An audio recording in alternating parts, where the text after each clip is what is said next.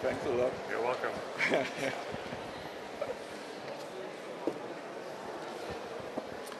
Shall we go to my chamber?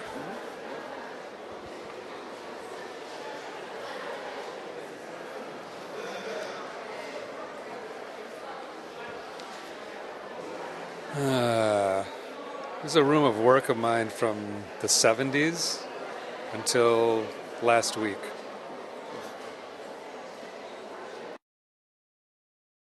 This image is from a slide I found on the street in New York from some therapeutic clinic.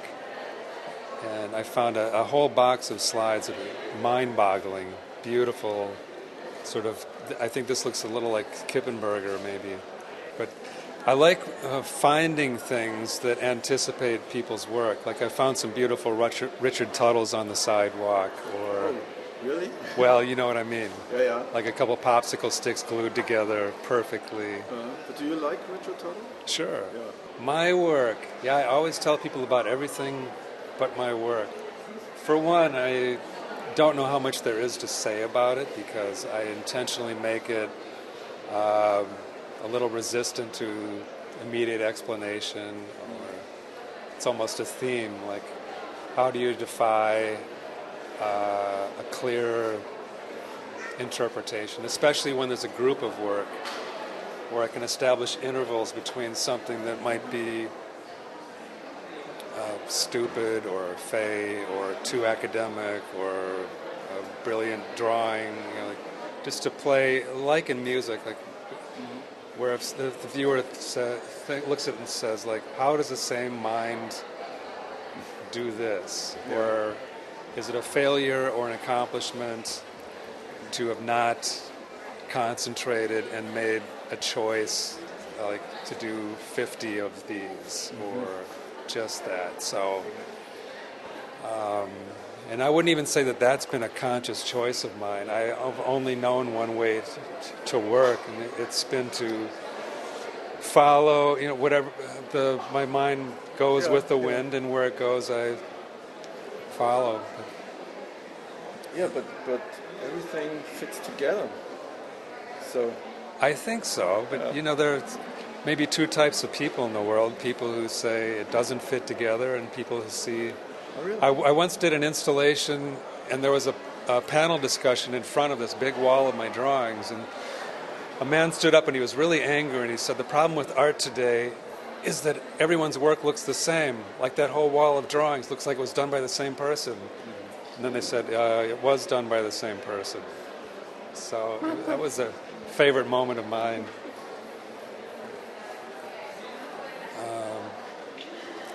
I think, too, that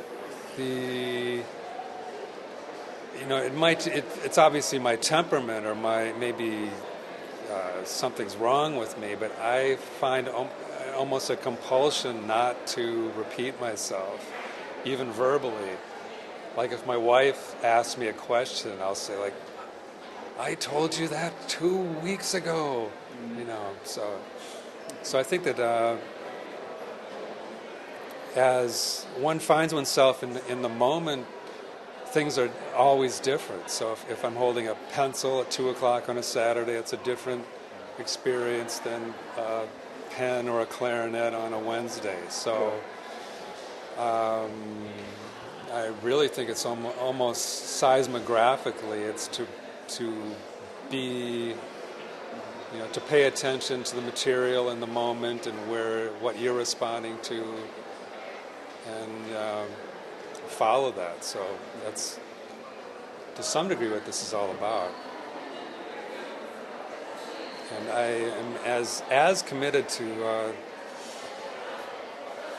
writing poetry, and I play music and shoot some film. So it's almost embarrassing to tell people what I do, because it either sounds grandiose or manic or irresponsible. But I part of my way of appreciating people's work is to do what they do. So to listen to music, it's helped me enormously to play music, or to appreciate writing, to write, to architecture. I've been a builder and a designer. So my way of apprehending the world is by acting and getting it where it inhabits my body, and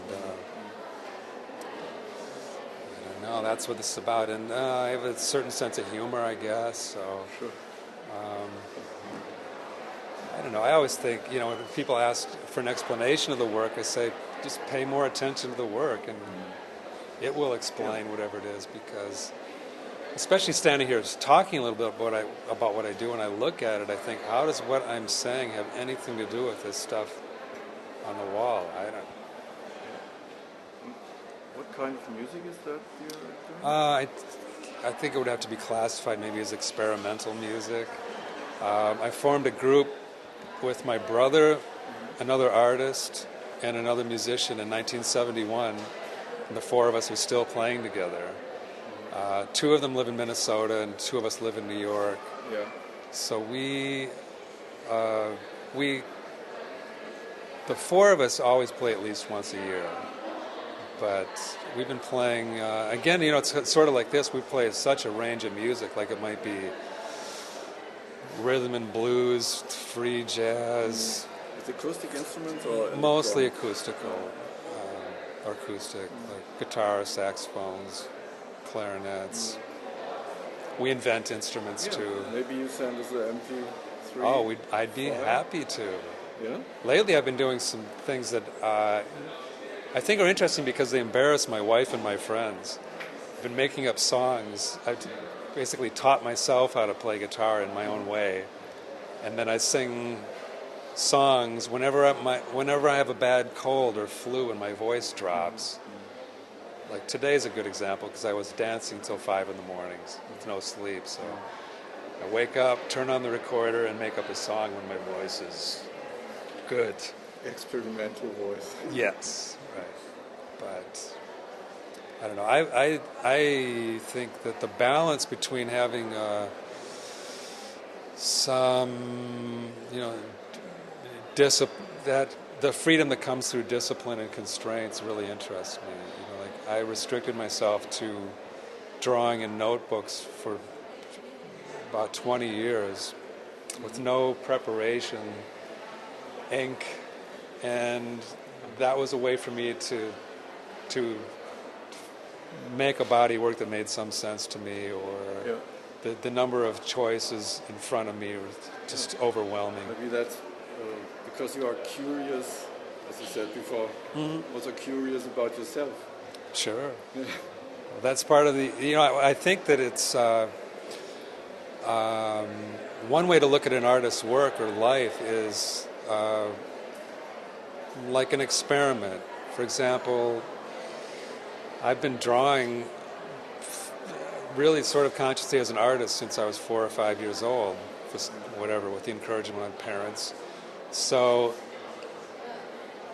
my work is almost the result of this experiment. What would happen if one drew for 50 years?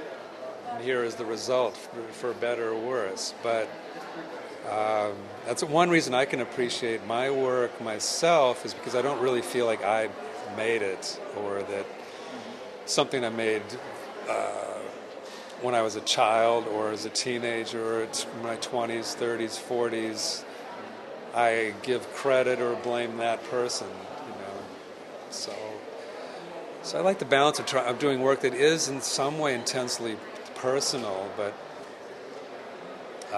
I think that the most accurate sort of objective materialist device is an individual. So I love this contradiction in terms, or the unfortunate polarity that's often put before us between kind of like a black and white dialectic between the subjective and the objective, or the personal or the conceptual or the unconscious, because I really believe that the line is in the sand. You can't say where obviously the body starts or the mind's stops and all that stuff. So even though I had a lot of pressure, especially in the like 60s, 70s, to be a responsible conceptual artist. Don't do anything unless you can explain it. Don't touch a paintbrush. A pencil is evil. The pictorial is academic. But I didn't really have a choice. I found it much more interesting to have kind of a complete involvement, similar to a musician, I think, where there's so much to be learned from the resistance of the world. Like, for example, to learn how to play the violin is different than doing a conceptual art piece about a violin. So, and then I'm no knee-jerk reactionary, like you have to draw from the model, or none of that bullshit. But I think that people should challenge themselves to really work and not be satisfied and keep moving. Yeah, and to find the unexpected, I think. Yeah. Well, that's the only way you can find the unexpected, is to keep moving. Yeah. I think also it's the art is in one way kind of unique in that the responsibility of the artist is to attack themselves and to challenge themselves and try to kill themselves in a sense. And you don't necessarily want that kind of risk-taking in engineering or in medicine or business. There's also obviously risk-taking, but this is a little different, where I think it's to grow or to remain fresh is to move on, and it's that's the way you discover something new. Whether I have or not, I don't know, but this is it. I can say this: I've given my life, to this activity rather completely. So I think I would die saying I couldn't have tried harder. I don't think, even though my trying is sort of a lazy trying.